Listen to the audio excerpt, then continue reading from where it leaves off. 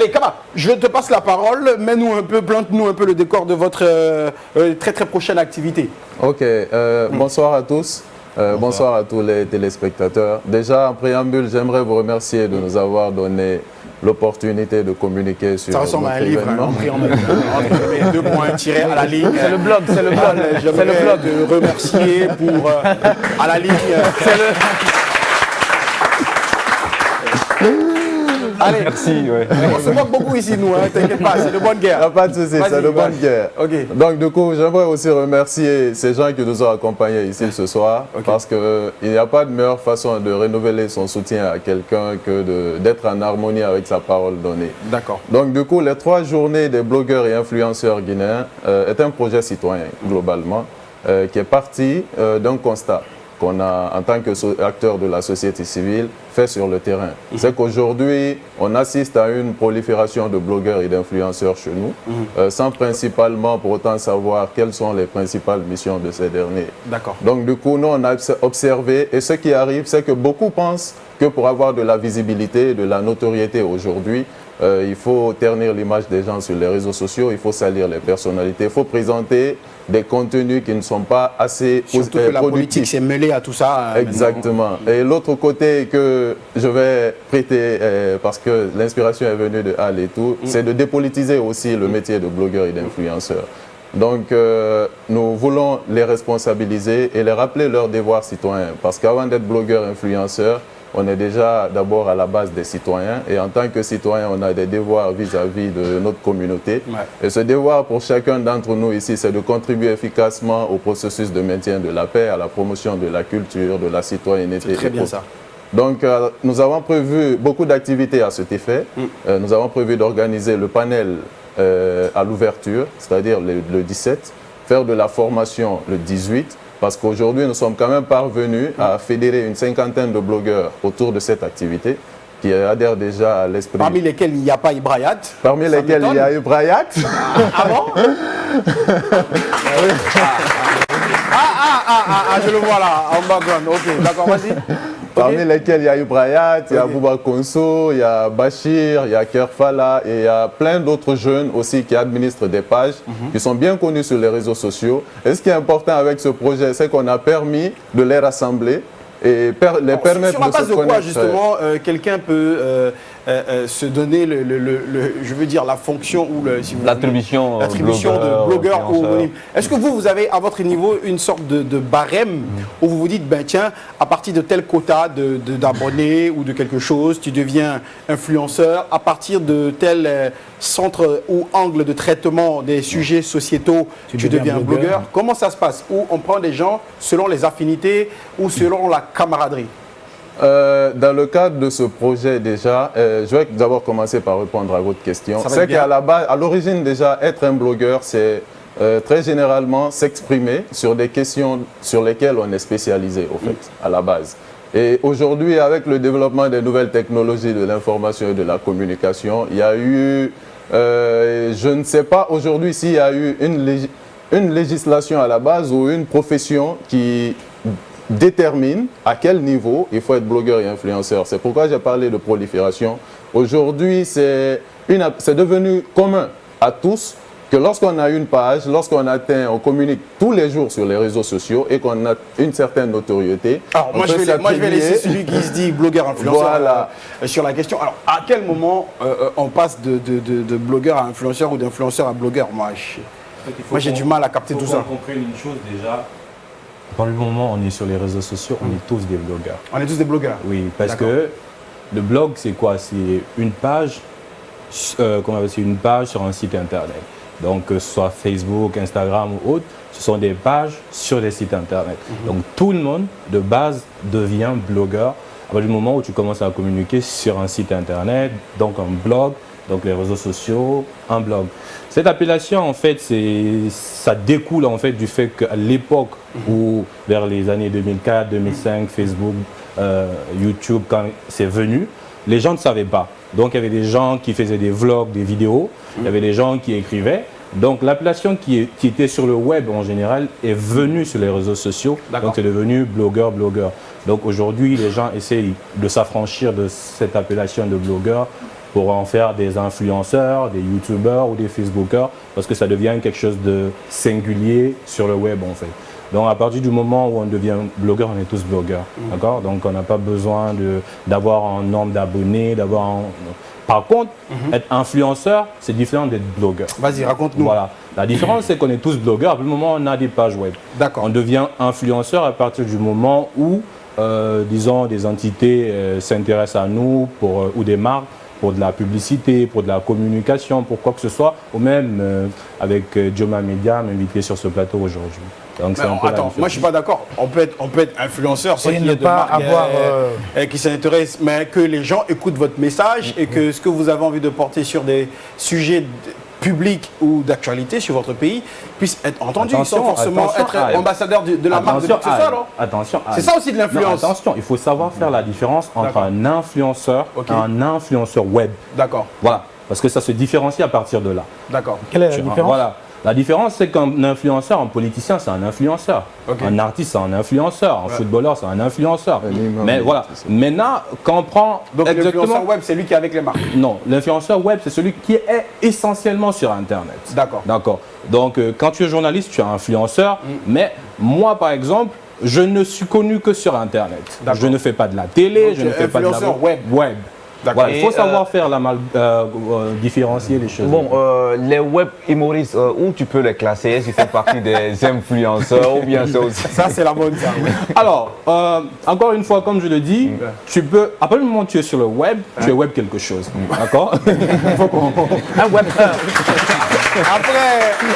Après, tout dépend de tes choix. Hein. Si tu veux être web quelque chose. Web perturbateur, voilà. web perturbateur. Web, tu es web quelque chose. Après, il faut toujours comprendre pourquoi les gens disent toujours web. C'est que c'est une différence entre la télé, qui est... Ouais, c'est comme le .com quoi. Voilà, .com, c'est la télé qui est un média classique et le web qui est un média 2.0 qui arrive. Ceux qui avant n'avaient pas la chance de passer à la télé, qui est un monde assez sélectif, il faut avoir un certain physique à la soirée, il faut avoir une toi, vas-y. Voilà. Voilà, donc...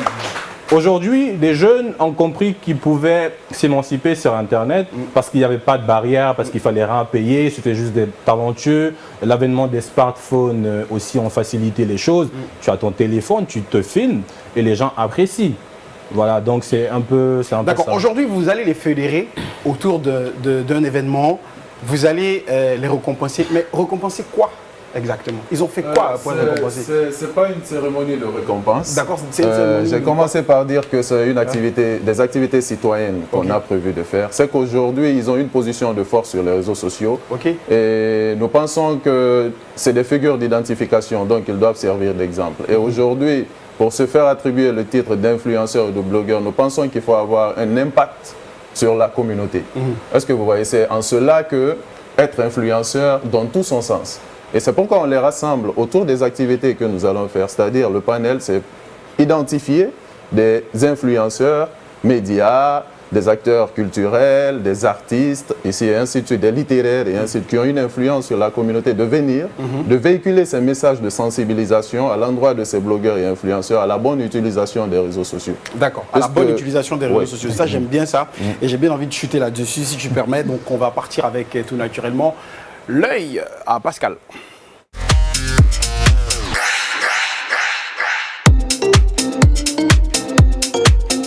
Antenne, mon cher ami Pascal.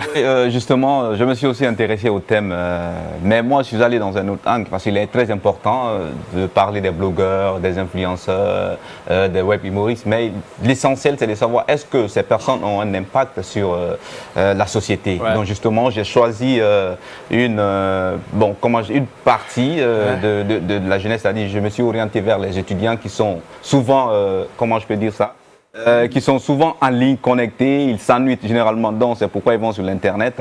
Alors, je suis allé les interroger, on va suivre l'élément en image. Les actions, on peut dire qu'ils ont un impact sur la société, parce que par moments, ils arrivent à mobiliser les gens, ils arrivent à faire certaines choses, ils arrivent à amener certaines personnes à faire certaines choses. Mais moi, personnellement, ils n'ont pas un impact sur la société, en ce qui me concerne, quoi. Parce que je me dis que c'est nous-mêmes qui leur accordons ce mérite-là. Il faut dire que le taux de chômage fait aussi que tout le monde s'est agrippé sur les réseaux sociaux. Dès que quelqu'un fait un post, on relaie l'information juste dans la rigolade. Et puis bon, la personne se voit automatiquement médiatisée quoi. Les blogueurs, les influenceurs, ils n'impactent pas quoi. Pour impacter quelqu'un, il faut matérialiser tes actions. Oui, ils ont un impact sur la société parce que grâce à eux, il y a des choses que nous arrivons à faire, il y a des choses que nous pouvons suivre quoi. Presque tous les jeunes aujourd'hui sont sur les réseaux sociaux, donc du coup, ces bloqueurs qui sont suivis par des milliers de personnes ont un impact parfois positif, parfois négatif. La plupart de ceux qui ont un impact positif, juste par le message qu'ils véhiculent, juste par la manière d'être, font en sorte que ceux qui les suivent peuvent en bénéficier. Mais bon, c'est souvent un peu dommage parce que certains bloqueurs véhiculent des messages assez négatifs.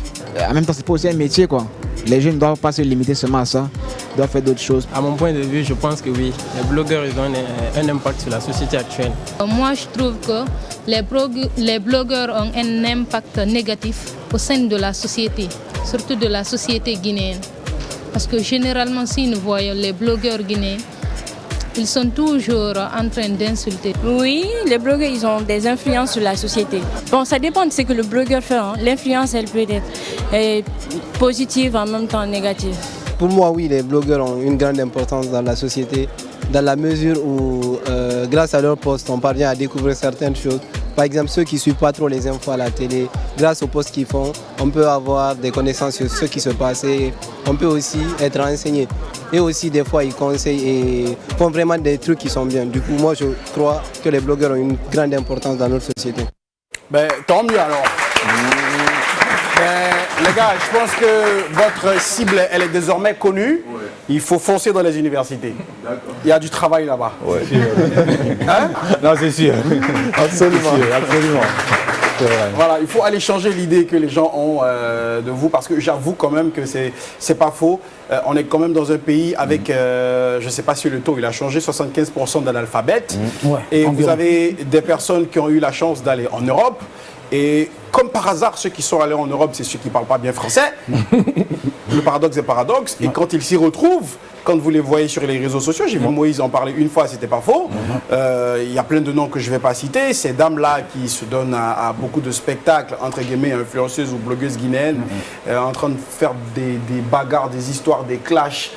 Ça part dans tous les sens. Pour se faire connaître, on est prêt à devenir belliqueux, on est prêt à rentrer dans des bassesses et à rapetir les façons de faire. Je pense qu'aujourd'hui, ça doit changer comme mentalité. Oui, c'est clair, c'est clair. Moi, je suis d'accord. Moi, je suis d'accord dans le sens où, après, aujourd'hui, la justice guinéenne ne joue plus avec ce genre de choses, en fait. Je pense qu'il n'y a pas longtemps et tout, on sait que quelqu'un a été condamné avec une année de sursis, quelque chose comme ça et tout, parce que la personne... En fait, aujourd'hui, les gens... C'est ça aussi, en faisant la différence entre médias classiques, télé, radio et les réseaux sociaux, les gens ont trop de liberté. Et cette liberté fait qu'aujourd'hui, les gens se permettent, surtout quand ils ne sont pas sous la juridiction de leur pays. Cette liberté est en train de contaminer la télé, hein, parce qu'aujourd'hui, maintenant, ailleurs, les blogueurs, les influenceurs sont devenus des animateurs et les grands invités des plateaux télé. Hein. Ouais, après, comme je le dis aussi, la télé, elle est très sélective. Ouais. C'est vraiment un choix qui est fait en amont avant qu'on ne parte. On sait que si... tu vas pas inviter quelqu'un qui insulte tout le temps quand même sur ton plateau. Après, c'est à voir.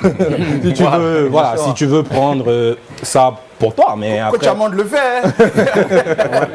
Allez. Ce que je voulais un peu rebondir sur l'intervention de Ibra, c'est qu'aujourd'hui, juridiquement, il y a des avancées. Parce que récemment, je crois, il y a une loi sur la cybercriminalité qui a été adoptée. Et ce que j'ai aimé dans... l'œil de Pascal, c'est qu'il y a eu une intervenante qui a dit que les blogueurs ne publient que des contenus négatifs. Qui insultent. Qui insultent. C'est son avis. Hein, c'est son avis. Je ne veux pas avoir la prétention de dire que tous les blogueurs mettent des contenus ou mettent des vidéos où ils insultent et tout. Mais aujourd'hui, force est de constater qu'il y a beaucoup qui font des posts qui font trait aux injures publiques. Et voilà, avec notre projet, c'est ce qu'on veut essayer un peu de déconstruire. Apporter une nouvelle culture. Voilà, que la nouvelle génération ou la future génération ne puisse pas s'inspirer de ce type de comportement sur les réseaux sociaux pour dire que nous aussi, pour avoir de la visibilité, il faut qu'on suive ce chemin. On veut qu'il soit plus positif. Il faut faire comme les blogueurs et les influenceurs rwandais. Ils sont plus dans le tourisme, si tu permets. Allez, rapidement, mot de la fin et vite fait. Voilà. C'est d'abord vous remercier tous les blogueurs et influenceurs. En conclusion ou en préambule? Là, il est... Bon, ça, je pense que c'est en conclusion. Voilà, allez. Conclusion, tiret 2 points à la ligne. Allez, vas-y, on va noter. Elle est en train de me galvaniser ici, il n'y a pas de problème. Allez. Donc, c'est de remercier tous qui sont impliqués dans le projet avec nous, tous qui nous ont accompagnés, vous principalement, parce que depuis le début, vous aviez été là. Surtout d'inviter les gens à participer à ces 3 journées, les 17, 18 et 19 décembre à la Blue Zone de Kaloum, surtout le panel, pour venir partager avec nous et avec les panélistes tout ce qu'il y a sur l'utilisation des réseaux sociaux. Et il y aura aussi la présence d'un magistrat qui va nous parler de la loi sur la cybercriminalité afin que tout le monde soit outillé. Très enrichissant. Allez, on termine à sa disposition tout ce qu'il y a pour... Dernier truc à dire, rapidement? Oui, rapidement et tout. Déjà, sur le projet, lui, je le félicite déjà avec son équipe et tout, parce que pour m'avoir, ça a été très difficile et tout. C'est comme Neymar, Neymar. Donc, mais ils se battent fortement pour ça. Après, par rapport aux blogueurs et autres et tout, c'est d'inviter... ceux qui n'ont pas rallié la cause. Voilà, de rallier. De savoir, ce que moi je dis tout le temps quand je suis dans les médias, c'est que on dit qu'en Guinée, il n'y a pas de boulot, mais honnêtement, moi, je vis de ça. Donc, beaucoup de personnes, si vous le faites bien et que vous restez vraiment dans le cadre focus professionnel, allez, je pense que vous pouvez... Ça marche, même si on a dit que bientôt Facebook ne va plus payer. Allez, merci les gars, merci. On rend l'antenne, à demain, au revoir.